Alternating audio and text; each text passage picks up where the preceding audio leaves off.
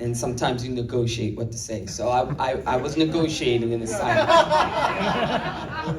You know, here's the thing. Let me make it plain. This scene has a subtext of race in it. I'm just gonna say it. Say it. I think that a lot of times when people see movies about race, it's always police-involved shootings, it's slavery, it's being hung, it's lynchings, when in fact racism is very complicated. Mm-hmm. It's a subtle thread that's in conversations that make people feel, Black people feel like, you don't value me. I could see it in your eyes. I could see it in the way you talk to me. I could see it in the way you want to pay me. I can see it, whatever. It's just a lack of equity.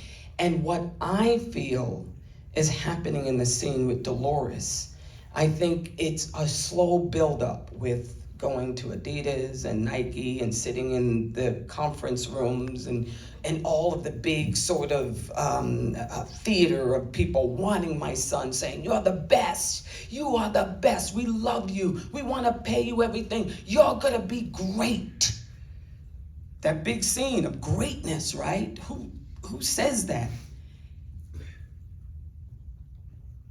And for me, this scene is about who Dolores was up to that point, which is a woman. She said it, she was like, I've just always been about family. I always just understood the power of my son and the power of family. So in that scene, it's not about just being happy with this man telling me my son was great.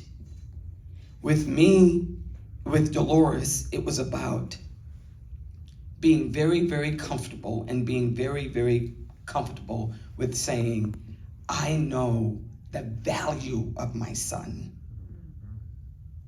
the value of what he can do and how he can shift the culture. And I'm not gonna accept anything less from you. Now, I could have said it like that, which is how I would have said it as Viola.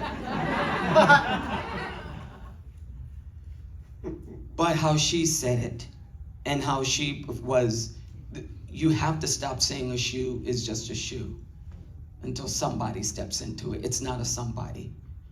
It's Michael Jordan. And I want you to see him. I want you to know his value.